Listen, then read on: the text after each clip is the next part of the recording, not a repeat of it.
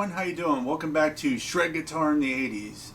Today I'd like to talk a little bit about my introduction to Yngwie Malmsteen. I did a video on the first time I heard Yngwie Malmsteen a while back with my acoustic guitar, and I kind of covered some of the Alcatrazz stuff, but I thought it'd be fun to maybe talk about that again. And also I'd like to show some of these really cool kind of circular picking licks that Yngwie used to do during the Steeler and Alcatrazz era.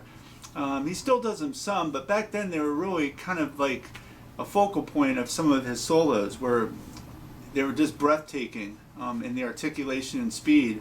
And I still love these licks, and I still play them to this day. And I kind of do some variations and different things with them.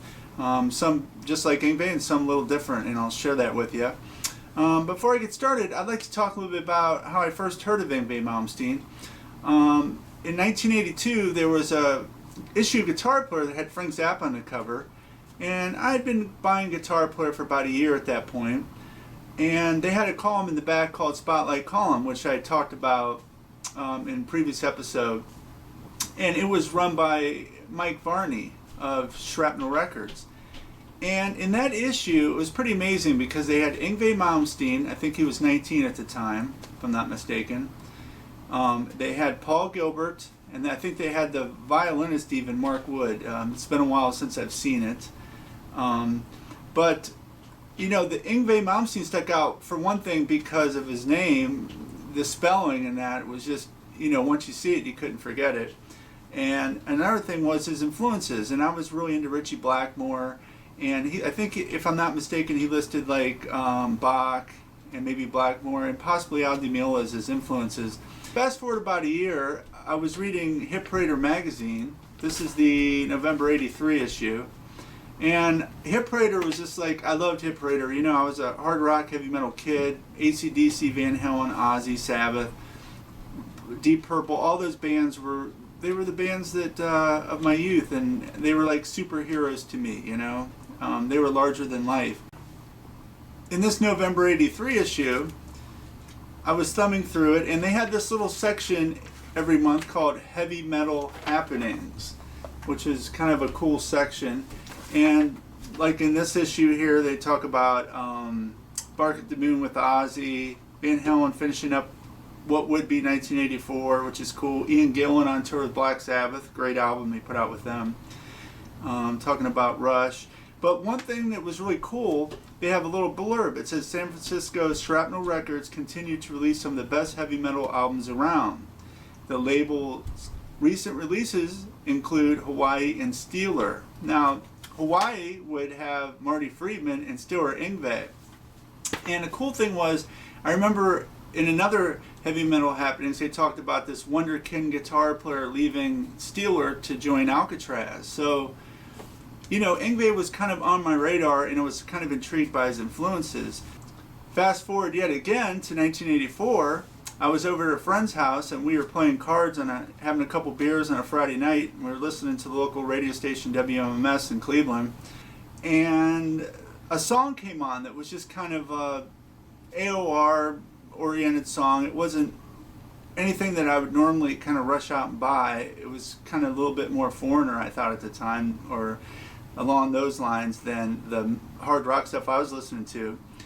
But the solo came on, and I was like, oh my God, what is that? You know, I couldn't believe the picking and the articulation, the vibrato. I'd never heard anything like it, and it was totally mind-blowing to me. And then the DJ on the radio said it was Alcatrazz. Well, I knew Alcatrazz from reading about Yngwie in Hit Parader magazine, leaving to join that band, and having read about him in Guitar Player. So the next day I went to the mall and I bought the Alcatrazz album. And when I took it home and played it, I was totally floored, just totally blown away by the guitar playing on this album. I could not believe that someone could play so fast, so melodic, so clean, and just with so many innovative ideas. And just, I never heard guitar playing like that. I didn't know it was humanly possible to play like that. Yngwie was really perfection at that point to me. His vibrato was great, his phrasing was great. I mean, the solos in this album are so memorable. They stand out. Every one is different from the next, and they're almost composed in how beautifully they're created. And the thing that really struck me about this album was these really long fast-picked, kind of cyclical licks that would just cycle over and over. He could kind of play the group of notes as many times as he wanted. The first kind of cyclical lick I learned from Yngwie was on the song Suffer Me. And Suffer Me was this beautiful ballad that has just an incredible guitar solo. I mean, it's one of Yngwie's best solos ever. So memorable, and his phrasing and the emotion and passion that he had on that solo is still just mind-boggling to this day. And towards the latter part of the solo, he did this little sequence that really stuck with me. And I remember sitting down and wearing out my tape player trying to learn it. Let me play it for you.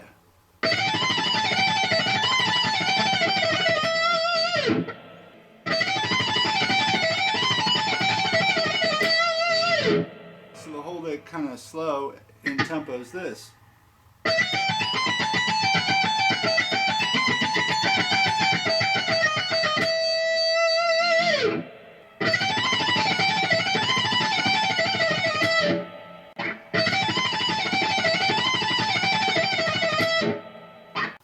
I'm just alternate picking that lick. I know Yngwie is probably using some economy picking on that lick, but for me it's easy just to alternate pick.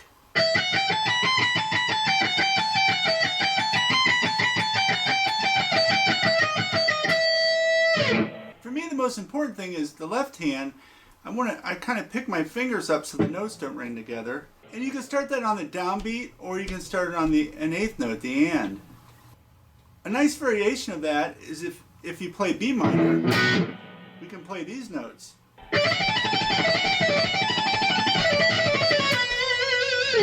15, 17, 19 on the second string, 15, 17, 19, 17, 15, 17, 15 on the first string,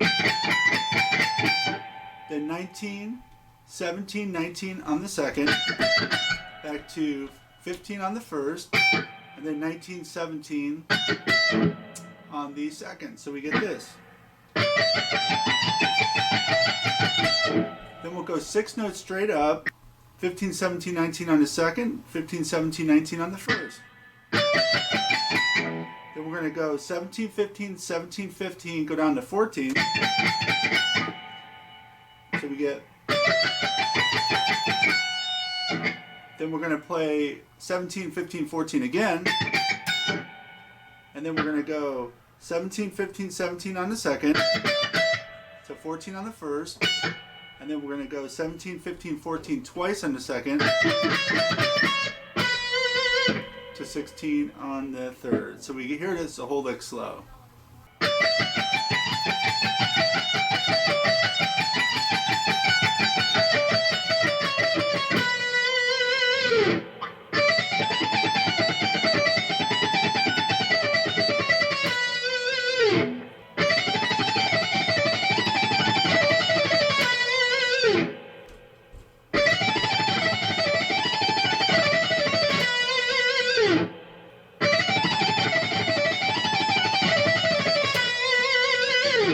I would definitely say that No Parole from Rock and Roll is one of my all-time biggest influences in terms of albums, and probably in the top 5, maybe even the number 1 with Van Halen 1, in terms of shaping my style when I was an early player. Just peak Yngwie, I can't say enough about this album. It's amazing. If you're a fan of Rainbow like I am, and Ritchie Blackmore is just, I love Ritchie Blackmore, I really recommend this Rainbow Stargazers Retrospective.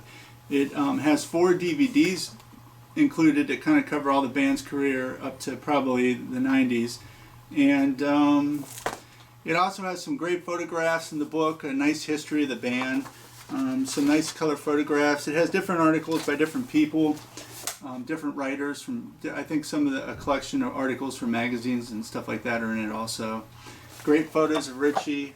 It's a lot of fun. There's some really good book. Martin Popoff did a really nice Rainbow book too that I have. So you can see this one's got some really nice photographs, some really cool articles. It looks like DVD 1's Inside Rainbow 75 to 78. DVD 2 is Inside Rainbow 78 to 81. So, and then number 3 is 81 to 97. And then the DVD number 4 is just various interviews of the members of Rainbow throughout their career, just audio interviews. So this book's a lot of fun. I'm a huge fan of music and all the guitar players I grew up on, so I tend to collect anything I can by all the artists and groups and guitarists that influenced me. But this one's a great one. I really enjoy this. The DVDs are fun. Such a groundbreaking band and definitely one of the all-time greats, and Ritchie Blackmore is the man. So if you get a chance, check it out. Well, thanks a lot for watching. I really appreciate it. And if you haven't already, please like and subscribe to my channel. I really appreciate it. And I'll be doing a lot more of this and covering a lot more different artists. So thanks a lot for watching and have fun picking.